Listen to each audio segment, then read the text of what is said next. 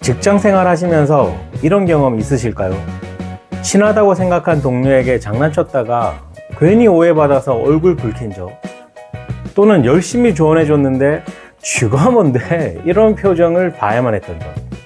혹시라도 이런 상황을 겪은 적이 있다면 오늘 영상이 도움이 되실 겁니다. 그럼 말로 직장에서 적을 만들지 않는 방법에 대해서 같이 알아보겠습니다. 직장은 친구가 아니라 동료가 모인 곳입니다. 친하다고 해서 농담을 아무렇지 않게 한다? 이건 말이 안 됩니다. 사내 연애 중인 김대리가 있었습니다. 김대리와 친한 박 과장이 월요일 아침에 이렇게 농담을 던져요. 어이 김대리, 너 여친이랑 여행 갔었냐? 좋았겠어. 이 말을 들은 그 옆에 이 팀장이 농담을 보탭니다. 김대리, 너 남녀 7세 부동산 몰라? 크크크. 그 뒤로 그 상사들은 김대리를 두고 몇 마디 더 해대며 키득키득거립니다. 김대리는 겸연쩍은 듯 애써 웃어 보였지만 상당히 불쾌했다고 말했습니다. 그리고 이런 게 한두 번이 아니다 보니 화가 난다고 됐어요. 이처럼 직장 내 농담은 유머스러움이 아니라 거의 상대방에게 이유 없이 찌르는 그런 공격으로 해석됩니다. 특히 상하관계에선 거의 100%입니다. 그래서 직장에서 적을 만들지 않는 첫 번째 방법은 친한 사이에도 웬만해서 농담하지 않기입니다. 물론 직장 동료와 친해지며 농담을 주고받는 게 자연스러울 수도 있어요. 이게 직장 생활 하는데 윤활유 역할도 하기도 합니다. 하지만 직장 내 인간관계는 상하관계 그리고 일에 대한 걸로 얽혀 있어서 농담이 농담으로 받아들여지지 않을 가능성이 매우 높습니다. 예를 들어 상사가 부하 직원에게 너 얼굴이 왜 이렇게 빨개? 너 내가 일 좀 시켰다고 열받은 거 티내냐? 그렇게 티내지 말고 좀 쉬다 와. 이렇게 챙겨주면서 농담을 던졌다고 해봅시다. 상사는 애둘러 장난스럽게 말했지만 부하 직원은 내 업무 태도를 지적한다. 이런 기분이 들 수도 있어요. 특히 상하관계에서는 상급자의 농담을 하급자는 진지하게 받아들이거나 심지어 비아냥거림으로 오해할 수도 있습니다. 그래서 직장에서는 친한 관계라도 농담보다는 직접적이되 예의 있는 표현을 사용하는 게 더 낫습니다. 너 얼굴이 안 좋아 보인다. 여러 번 재보고 좀 쉬다 와. 얼른 가.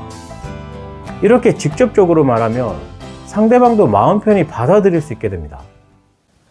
이어서 두 번째는 충고나 조언도 신중하게 하기입니다.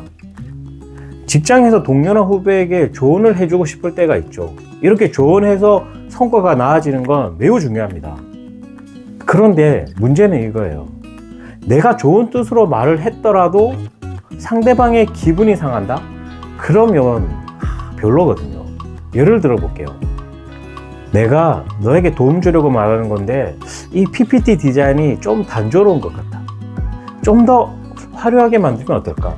이 말을 했다고 칩시다. 말하는 사람은 단순히 개선점을 알려서 뭔가 더 좋은 성과를 위한 의도였지만 듣는 사람은 자신의 능력이 깎아내려진다, 폄하된다고 느낄 수도 있어요. 특히 직장 내에서는 서로의 경쟁 구도나 자존심이 작용하잖아요. 이 때문에 조언이 쉽게 왜곡될 수 있습니다. 따라서 조언을 할 때는 상대방의 입장에서 공감을 먼저 하고 부드럽게 제안하는 방식이 좋습니다. 이번 PPT 내용은 정말 알차다.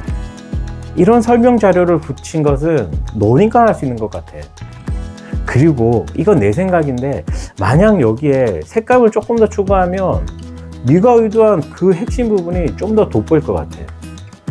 이렇게 말하면 상대방도 좀 더 기분 좋게 받아들이지 않을까요?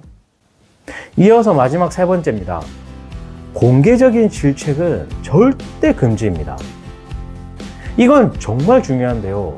누구든지 공개적으로 지적당하면 창피하고 분노를 느끼기 마련입니다. 워크숍에서 어떤 대리가 이런 말을 했어요. 제가 너무 바빠서 나중에 수정할 마음으로 기존 설계 데이터를 그냥 이렇게 해서 초안을 잡았거든요. 팀장이 그런데 회의에서 그걸 가지고 심하게 야단쳤다는 겁니다. 분명 자기가 잘못한 것은 인정하지만 그래도 나를 모두 함께 있는 자리에서 그렇게 심하게 깨버리는 것은 나를 자기 기분 나쁘다고 감정 쓰레기통으로 이용한 건 아닌가.